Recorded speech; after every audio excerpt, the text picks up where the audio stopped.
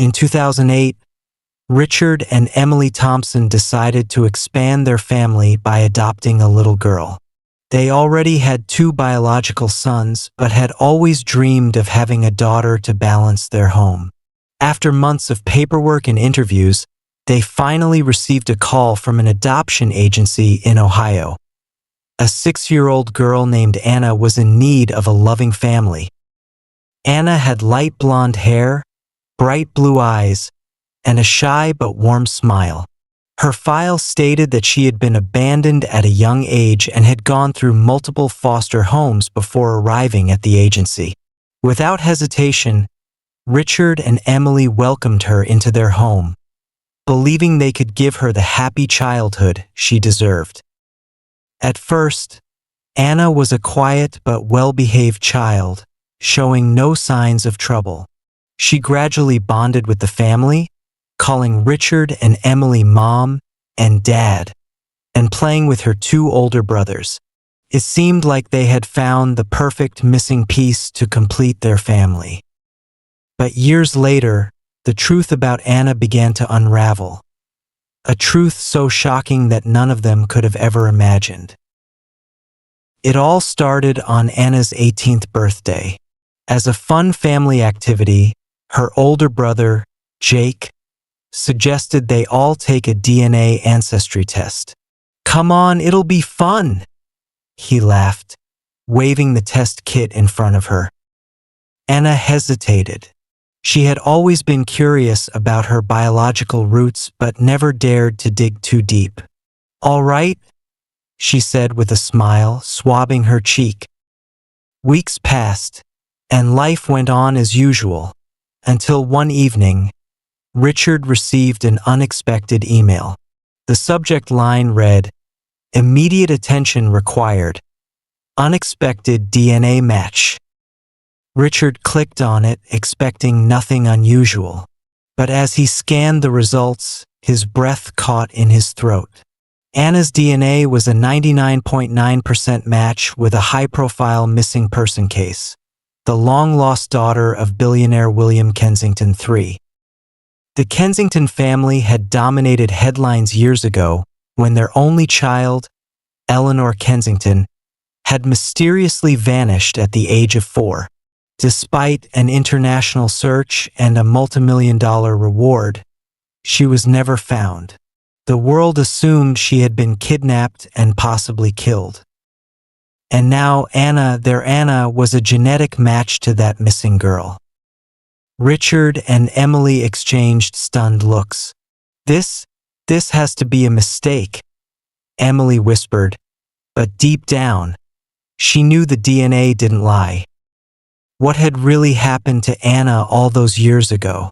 And if she was truly Eleanor Kensington, why had no one found her until now? The Thompson household was always filled with warmth.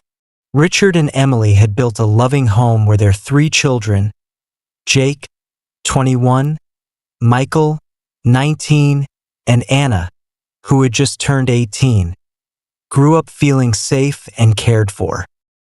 Anna had always known she was adopted, but she had never felt the urge to dig into her past. The Thompsons were her real family, the only one she had ever truly known. That changed on the night of her 18th birthday. Jake, always the playful older brother, walked into the living room holding a small white box. "I got us something cool," he grinned. "DNA test kits. We can trace our ancestry, see if we're secretly part Viking or something." Michael scoffed. "Dude, we already know our roots. We're like 90% Irish." Anna laughed, but a small pang of curiosity crept into her mind. She had no idea where she came from, what blood ran through her veins, what stories her ancestors might have carried. "All right, I'm in," she said, swabbing her cheek and sealing the sample. Days passed, then weeks. The DNA test was forgotten amidst school, work, and daily life. Until one night, Richard received an email. Richard was going through his usual evening routine, checking emails, reviewing some documents for work, when he saw it. Subject: immediate attention required. Unexpected DNA match. His brow furrowed as he clicked on it. Dear Mr. Thompson, we have identified an exceptional match in our system regarding the DNA sample submitted under the name Anna Thompson. Due to the nature of this match, we strongly recommend that you contact us immediately. This case involves an open missing persons report connected to the Kensington family. Please reach out at your earliest convenience for further information. Richard's hands shook slightly. Kensington. That name rang a bell. A quick search confirmed his growing suspicion. William and Margaret Kensington, the billionaire couple who had made their fortune in finance and real estate, had lost their daughter, Eleanor, over a decade ago. She had been 4 years old when she disappeared from their estate in upstate New York. Despite exhaustive investigations, rewards, and media coverage, the case had never been solved. Most assumed she had been kidnapped. Some feared she had been killed. Richard stared at the screen, his pulse pounding. He turned to Emily, who had just entered the room. We need to talk. The next morning, Richard and Emily sat Anna down at the kitchen table. The warm smell of coffee filled the air, but there was tension beneath the surface. Sweetheart, Emily said gently, we got the results from the DNA test. Anna looked up, her blue eyes curious. Oh, what's the verdict? Am I secretly Swedish or something? Richard exhaled. Anna, we found something unexpected. She frowned, setting her coffee down. What do you mean? Emily hesitated before saying, your DNA matched with a missing persons case. Anna blinked. Wait, what? Richard leaned forward. There's a family, the Kensingtons. Their daughter, Eleanor, went missing 14 years ago. The DNA test says, you might be her. Silence. Anna let out a breathless laugh. That's insane. I was in the foster system, right? There's no way. Richard showed her the email. Anna read it once, twice. The words blurred in her vision. Emily reached for her hand. We don't have to do anything if you don't want to. But if this is true, there's a family out there who has been looking for you all these years. Anna felt her heart hammering. And what if I don't want to be found? Because deep down, in a place she rarely visited, there were shadows. Faint, fleeting memories of whispered voices. A warm, golden light. A woman's perfume. Then darkness. Maybe she didn't want to know the truth. Maybe the truth had been buried for a reason. Anna sat in stunned silence, her fingers tracing the edge of the printed email. The words swirled in her mind, but they refused to settle. She wasn't Anna Thompson. She was Eleanor Kensington. Or at least that's what the test said. Anna? Emily's voice was gentle, almost cautious. Anna looked up, her throat dry. What do we do now? Richard exchanged a glance with Emily before speaking. The email included a contact at the DNA testing company. They recommended we reach out to law enforcement or a private investigator to verify the results. He paused. But only if you're ready. Ready. How was she supposed to be ready for something like this? She had spent her entire life believing she had no past. Just a file in an adoption agency and a blurry childhood filled with scattered memories. Now she might have a family, parents, a home she had been taken from.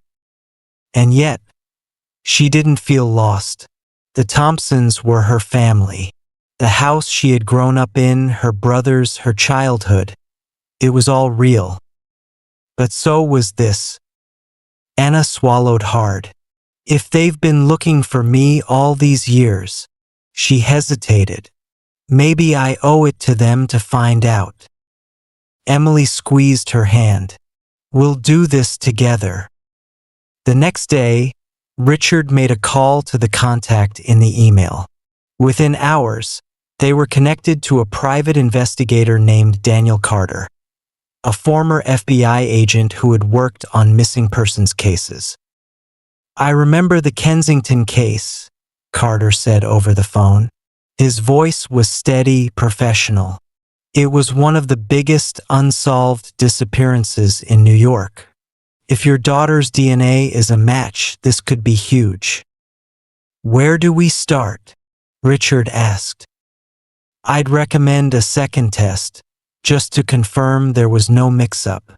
If the results are the same, then we can approach the Kensington family through the proper channels. A second test.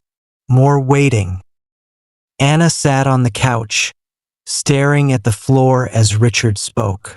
It felt surreal, like something that wasn't happening to her but to someone else. When Richard hung up, Emily turned to Anna. Honey, are you sure about this? Anna hesitated.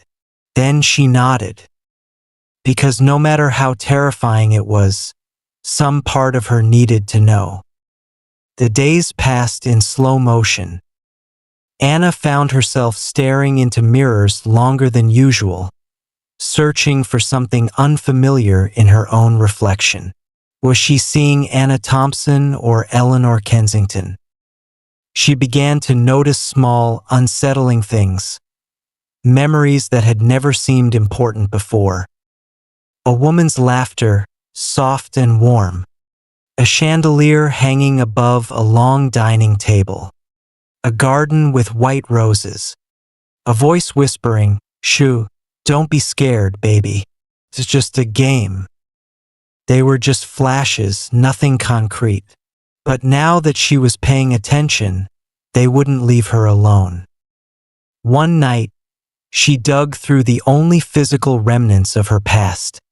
The old adoption file. There wasn't much, just paperwork, medical records, and a few vague notes about her early years in the foster system. But there was something odd. Her earliest recorded entry in the system was from 2010, when she was 8 years old. Not 6 like she had always been told. Her stomach twisted. If she had been 8 when she entered the system, where had she been for the 4 years before that? A week later, the results arrived. Richard opened the envelope in the kitchen while Emily and Anna sat across from him. His eyes scanned the paper, his face pale. 99.9% match, he read aloud. It's confirmed. Anna's breath hitched. This was real. She was Eleanor Kensington. Somewhere out there, her birth parents, people she had no memory of, were waiting. Richard exhaled. Carter said he'll reach out to the Kensingtons privately. He thinks it's best to do this carefully. Anna nodded numbly. Okay. She stood up, gripping the edge of the table to steady herself. I need some air. She stepped outside, letting the cool evening breeze hit her skin. The world felt too big, too overwhelming. And then, for the first time in years, a new memory surfaced. A man's voice. Deep, unfamiliar. You don't belong to them anymore. Her stomach turned. Something was missing from this story.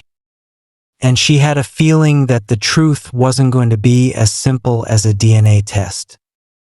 Anna barely slept that night. The confirmation of her identity should have been the final piece of the puzzle, but instead, it only raised more questions. The missing 4 years, the strange flashes of memory, the feeling that something wasn't right. And then the text arrived. Unknown number. Stop looking. It's not safe. Anna's fingers trembled as she stared at the screen. She reread the message, her heart pounding. It didn't make sense. Who would send this? And why now? Her first instinct was to show her parents, but something held her back. If this was connected to her past, she needed answers before she involved them. The next morning, she met with Carter. The investigator had been digging through old case files, trying to trace her whereabouts before she was found in the foster system. You were officially documented in 2010, he said, flipping through his notes. But before that, there's nothing. Anna swallowed. So where was I? That's what I'm trying to figure out, Carter admitted. Someone went through a lot of trouble to erase those 4 years. He hesitated before adding, and I don't think it was a mistake that you ended up in the system under a different name. Anna's blood ran cold. Someone hid her. But why? Later that day, Carter called again. His voice was tense. Anna, I found something. There was a woman, a nanny who worked for the Kensingtons before you disappeared. Her name is Meredith Vaughn. She left the family shortly after your disappearance and hasn't spoken to the press in years. Anna felt a flicker of something. Fear? Hope? She lives about an hour away, Carter continued. If anyone knows the truth about what happened to you, it might be her. Anna took a deep breath. Let's go. Meredith Vaughn was in her late 50s, with tired eyes and a wary expression. When she saw Anna standing on her porch, something flickered across her face. Recognition. You shouldn't be here, she said, voice shaking. Anna stepped forward. Please, I need to know the truth. Meredith hesitated, then sighed and stepped aside. Inside, the house was small and cluttered. Meredith motioned for Anna and Carter to sit. I always knew this day would come, she murmured. Anna's heart pounded. What happened to me? Meredith rubbed her temples. You were taken. Anna's stomach twisted. By who? Meredith exhaled. Your mother. Anna froze. What? Meredith looked at her, eyes full of regret. Margaret Kensington took you away. She staged your disappearance. Anna shook her head. That doesn't make sense. Why would my own mother? Meredith hesitated.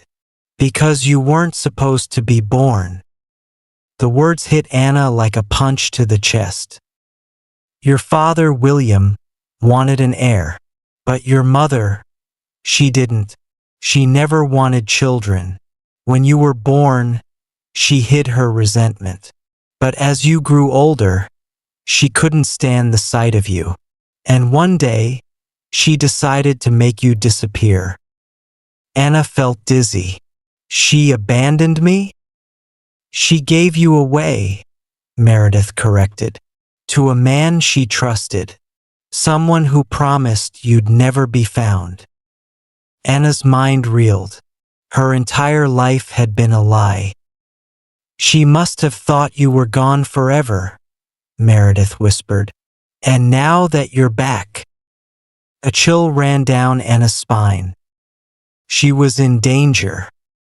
That night, Anna made her decision. She would not go to the Kensingtons. She would not seek out the parents who had erased her. Instead, she would stay with the Thompsons, the only family she had ever known. With Carter's help, She ensured her legal identity remained Anna Thompson. The Kensingtons would never be able to claim her. And as she stood in her bedroom that night, she finally felt something she hadn't in weeks. Peace. Because family wasn't about blood. It was about love. And she had already found hers.